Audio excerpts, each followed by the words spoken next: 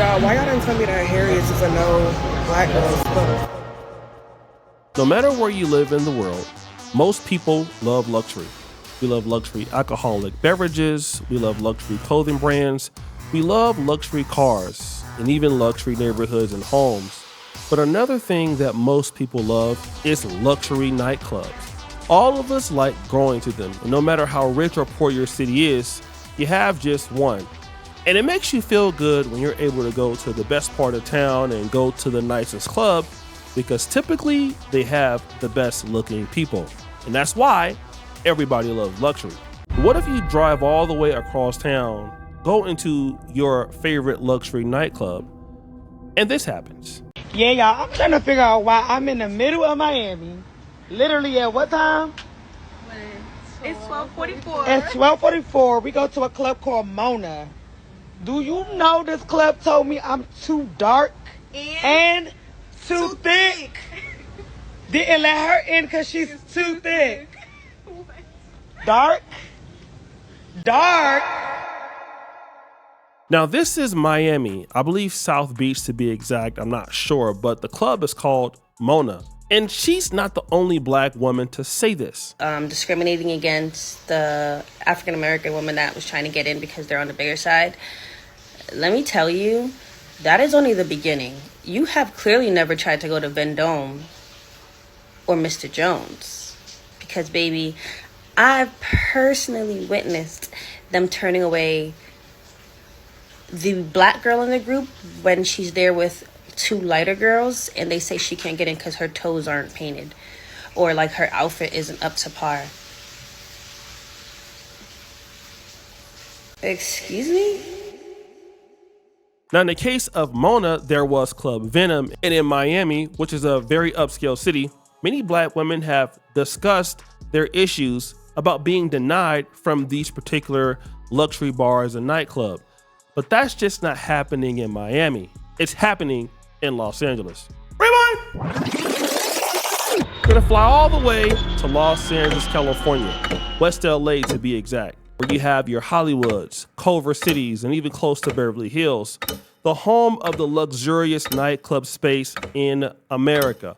All the high rollers go there, all the ballers want to be there, and of course, just like Miami, all of the models and beautiful women want to be there too. But there's just a problem.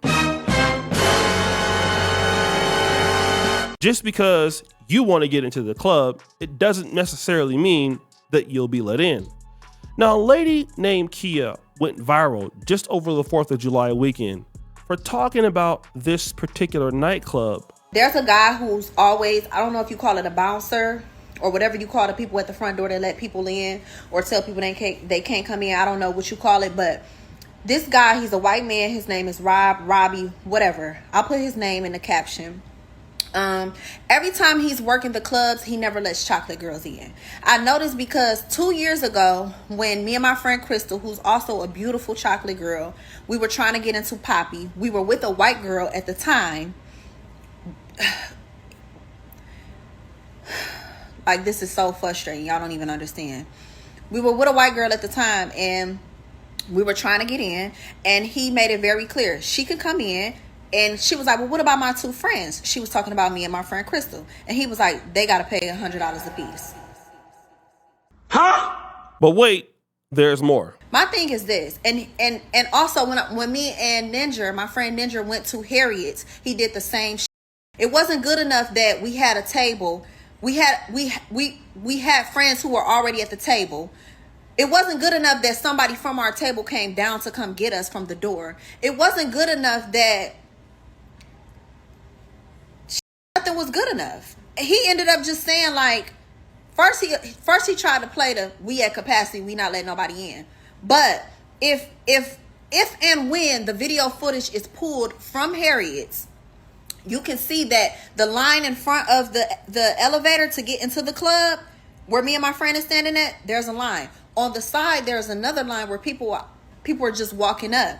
He lets 3 light-skinned girls in. He lets a white girl right through. All this other never not once collected $100. The same $100 that he always trying to charge the dark-skinned girls to pay when they want to get into the club. He never not once charged them that.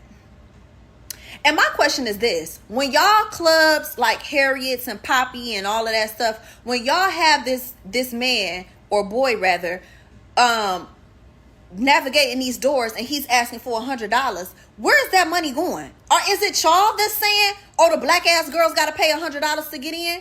Or is this just amount of money that he's trying to pocket for himself? I really need to know this.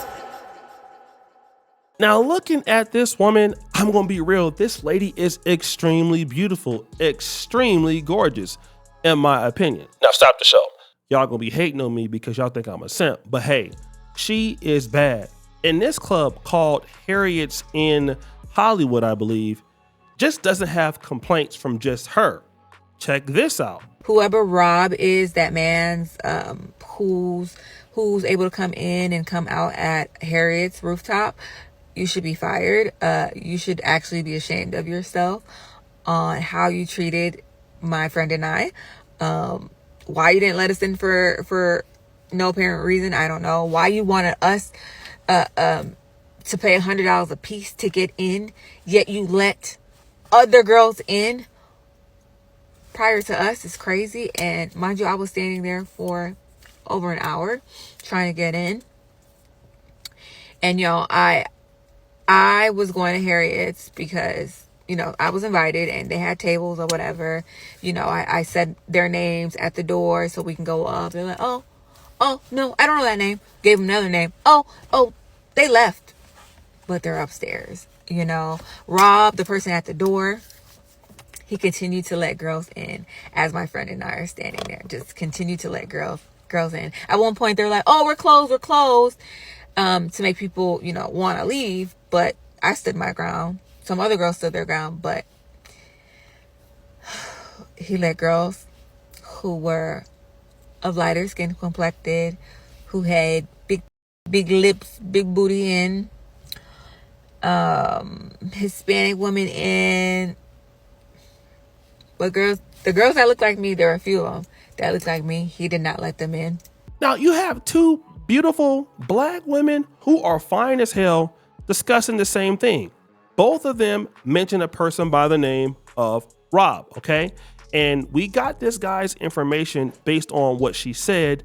And if you look at it, here is Rob, son of David, on Instagram, and also D&D Events in LA, or D&D Events LA.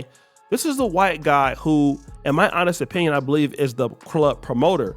And he's not allowing these black women to get into the club, and basically to deter them to getting into the club, which I believe most likely is free. He's saying, listen, give me $100 and I'll let you into the club.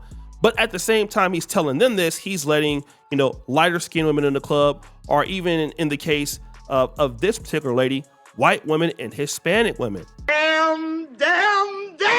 And at the same time, he's telling them different things like, oh, the club is open, or oh, the club is closed, or no, nobody's in there.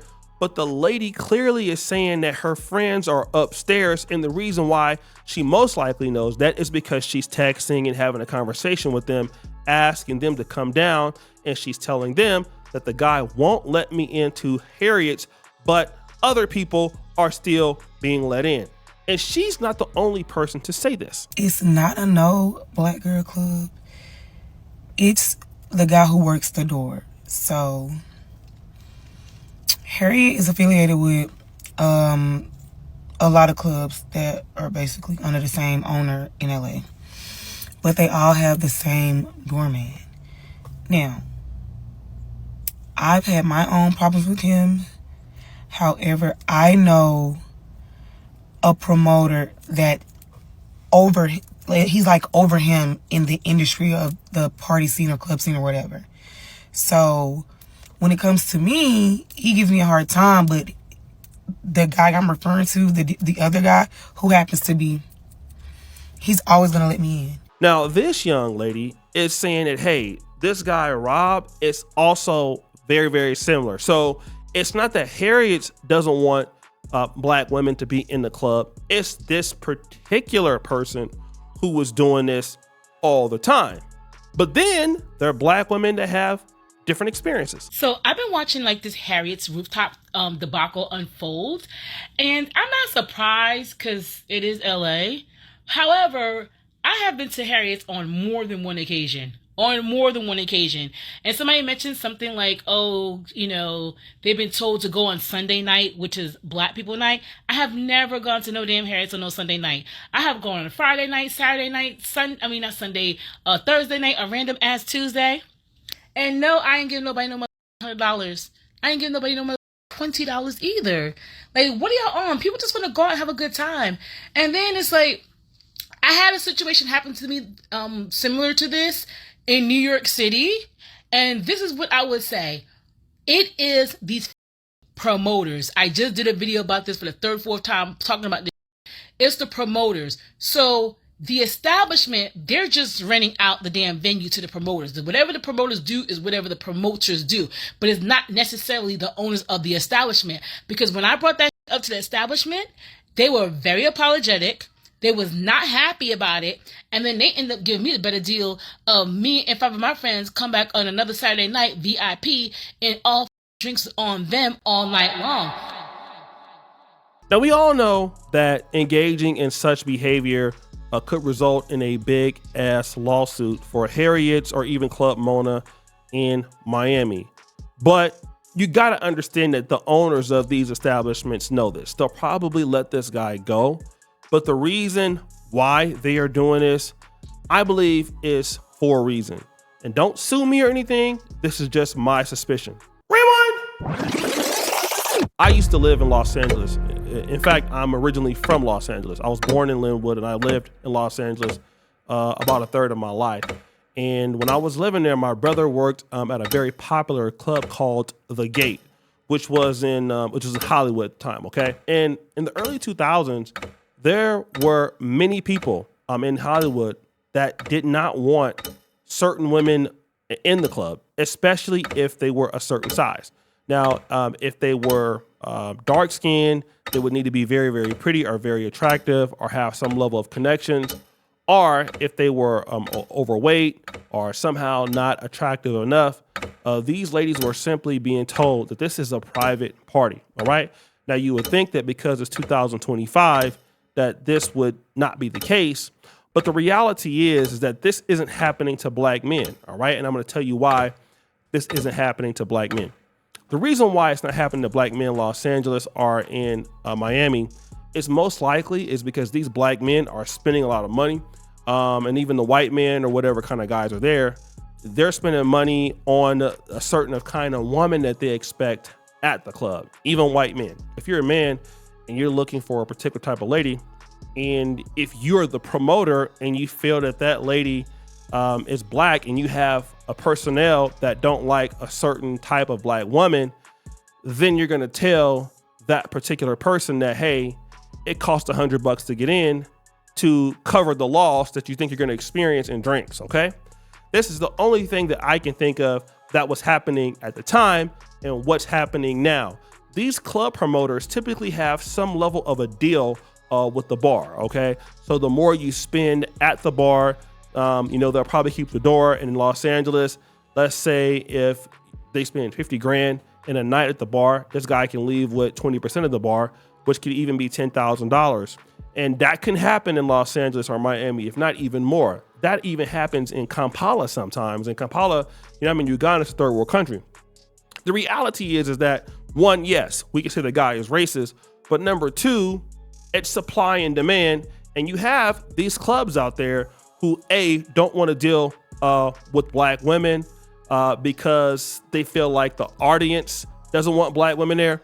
Or two, this is probably the biggest reason, is Black women or Black people bring a certain type of an audience, which causes violence and gets clubs shut down.